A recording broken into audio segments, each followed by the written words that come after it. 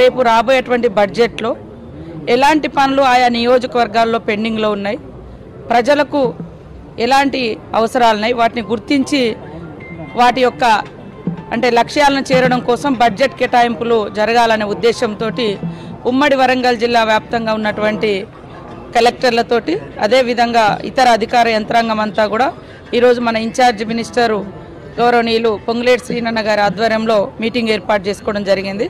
First మా నియోజకవర్గానికి సంబంధించినటువంటి రివ్యూ కూడా మేము ఏర్పాటు చేయించుకోవడం జరిగింది. నాకు కొద్దిగా పార్టీ వేరే పని ఉండడం మూలంగా ఇవాళ ముఖ్యంగా గోదావరి జిల్లాలు మనం చూస్తే నీళ్లు నిధుల కోసమే తెలంగాణ తెచ్చుకున్నాం, కానీ గతంలో మాకు న్యాయం జరగలే. గత 10 సంవత్సరాల టీఆర్ఎస్ పాలనలో కూడా ఒక్క చుక్క నీళ్ళు కూడా ఇవ్వనటువంటి పరిస్థితి. ఫస్ట్ ఎజెండాగా మా నియోజకవర్గం నుంచి అదే పెట్టడం జరిగింది.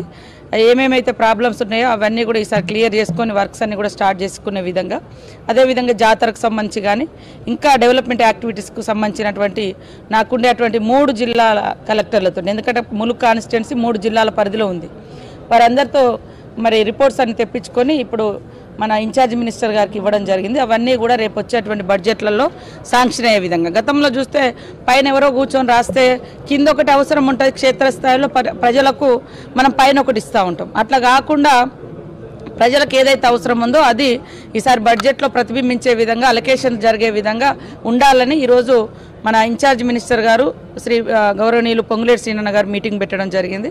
తప్పకుండా ప్రజల ఆశలు ఆకాంక్షలకు అనుగుణంగా అవసరాలకు అనుగుణంగా బడ్జెట్లో కేటాయింపులు జరుగుతాయి.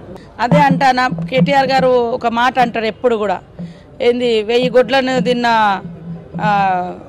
రాబందులు తీర్థయాత్రలు బయలుదేరారు. మేము అనేక సార్లు అసెంబ్లీలో ప్రస్తావిస్తే మా నోరు నొక్కిరు, ఎక్కడ చచ్చిపోయారు, ఎక్కడ బిల్లు లాగినాయి అది అని. ఈరోజు వాస్తవం ఆయన నోటితోటే కక్కాల్సినటువంటి పరిస్థితి వచ్చింది. ఖచ్చితంగా సర్పంచుల యొక్క సమస్యను సానుకూలంగా అర్థం చేసుకుంటున్నాం. ఈ రోజు ఉన్నటువంటి ఆర్థిక సంక్షోభం మీకు తెలుసు, ఎట్లా అంతా ఖాళీ చేసి ఇచ్చారు, ఏమి లేదా జీతాలు కూడా ఇచ్చుకునే పరిస్థితి లేదు. అయినా కూడా ఒక్కొక్కటి సేకరించుకుంటూ మీరు చూసిరు, నిన్న ఉద్యోగులకు అందరికి కూడా 5వ తారీఖు లోపే జీతాలు కూడా వేయడం జరిగింది. ఇట్లా అన్ని చేసుకుంటూ తప్పకుండా రాబోయే కాలంలో గ్రామ పంచాయతీ బిల్స్ ఏవైతే ఉన్నాయో కూడా అవి క్యాబినెట్లో నిర్ణయించి వాళ్లకు వాళ్ళ ఆర్థికంగా ఇబ్బంది కాకుండా గ్రామాలు అభివృద్ధి చెందే విధంగా భవిష్యత్తులో నిర్ణయం తీసుకుంటాం. వాళ్ళనేమి ఇబ్బంది పెట్టే ఆలోచన లేదు. కానీ వాళ్ళు ఈరోజు ఒప్పుకున్నందుకు సంతోషం.